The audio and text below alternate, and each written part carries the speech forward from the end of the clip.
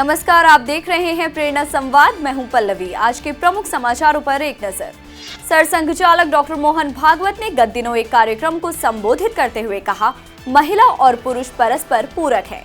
राष्ट्र निर्माण में महिलाओं की भूमिका अहम। आइए सुनते हैं उनके वक्तव्य के कुछ अंश। हमारे देश में प्राचीन समय से महिलाओं के बारे में जो विचार है तो उनको अत्यंत बड़ा स्थान दिया है। शक्ति स्वरूपा, जगदम्बा का रूप उनको हम मानते हैं। एक तरफ विचार में ऐसा है और दूसरी तरफ व्यवहार में देखा तो उनकी हालत बहुत खराब है। अब ये तो ठीक है कि उनको भगवान बना के मंदिर में बिठाकर पूजने की भी जरूरत नहीं और उनको एकदम दासता की कड़ी में ढकेलने की भी जरूरत नहीं। वो महिला समाज का एक हिस्सा होने के नाते समाज जीवन के सब प्रयासों में बराबरी की हिस्सेदार है, बराबरी की जिम्मेवार है और उस तरह ही उनके साथ व्यवहार होना चाहिए। लेकिन ये इस ढंग से नहीं होना चाहिए कि बेचारे महिला समाज का हम उद्धार करेंगे। जो देखते हैं हम, नित्य अनुभव भी आप लोगों को आता होगा कि कई मामलों में महिलाएं पुरुषों से ज्यादा समर्थ है। जो काम पुरुष करते हैं उससे उसी काम को अधिक अच्छा वो कर सकती है। ये कई क्षेत्रों में आज सिद्ध हो रहा है। उनको सशक्त करने की जरूरत है, उनको वो स्वतंत्रता देने की जरूरत है और ऐसे काम करने के लिए उनको प्रबुद्ध बनाने की जरूरत है। तो अपने घर से प्रारंभ करके समाज के क्षेत्र तक सर्वत्र मातृशक्ति जागरण का काम होना चाहिए। संघ की इच्छा है, संघ के स्वयंसेवक और संघ के साथ जुड़े हुए परिवारों की महिलाएं, स्वयंसेवक जो अनेक संगठन चलाते हैं उसमें बराबरी से सहभागी महिलाएं मिलकर ये काम करती है। महिला और पुरुष परस्पर पूरक है। जीवन बनना है तो इन दोनों का होना और बराबरी से सारा भार उठाकर काम करना, निर्णय से लेकर तो दायित्व तक सारी बातें बराबरी से उसमें सहभागी होना, इसकी आवश्यकता राष्ट्र निर्माण के लिए रहेगी। ये संघ का सुविचारित मत है। काशी से पशुपतिनाथ की हवाई यात्रा कराएगी आईआरसीटीसी। आईआरसीटीसी की ओर से वाराणसी से नेपाल के लिए हवाई यात्रा टूर पैकेज की पेशकश की गई है। पहली बार अंतर्राष्ट्रीय सेवा के अंतर्गत नेपाल के दर्शनीय स्थलों का भ्रमण करने का मौका मिलेगा। 5 दिन 4 रात का टूर पैकेज 27 जून से 1 जुलाई के बीच है। पैकेज में काठमांडू में पशुपतिनाथ मंदिर, बौद्धनाथ स्तूप, दरबार स्क्वायर, पोखरा में मनकामना मंदिर, विंध्यवासिनी मंदिर, गुप्तेश्वर महादेव गुफा के दर्शन कराए जाएंगे।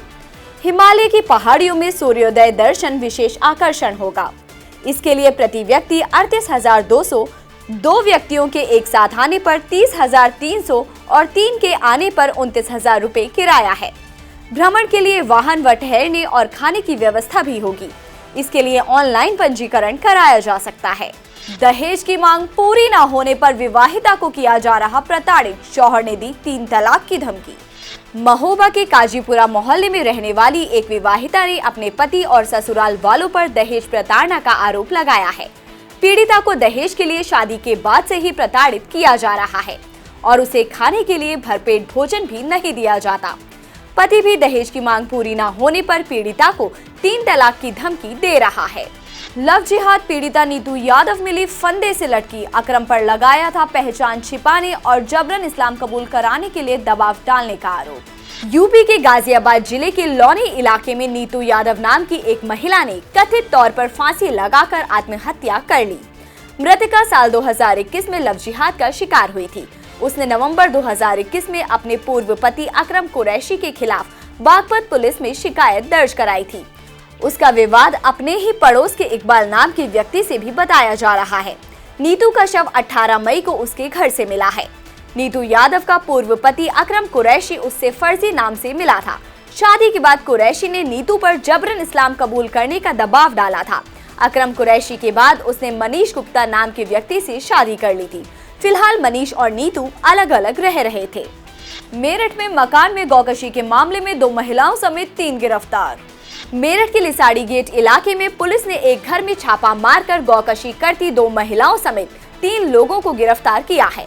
गिरफ्तार हुए लोगों की पहचान मकान मालिक रियाजुद्दीन उर्फ रियाजू, उसकी पत्नी सबाना के अलावा शाबरा के रूप में हुई है। वहीं पुलिस को मौके से गौमांस और पशु काटने के औजार भी मिले हैं। अब एक नजर आज की प्रमुख सुर्खियों पर। श्री कृष्ण जन्मभूमि ईदगाह मामले में संत गोपाल गिरी के प्रार्थना पत्र पर 20 जुलाई को मथुरा अदालत में होगी सुनवाई।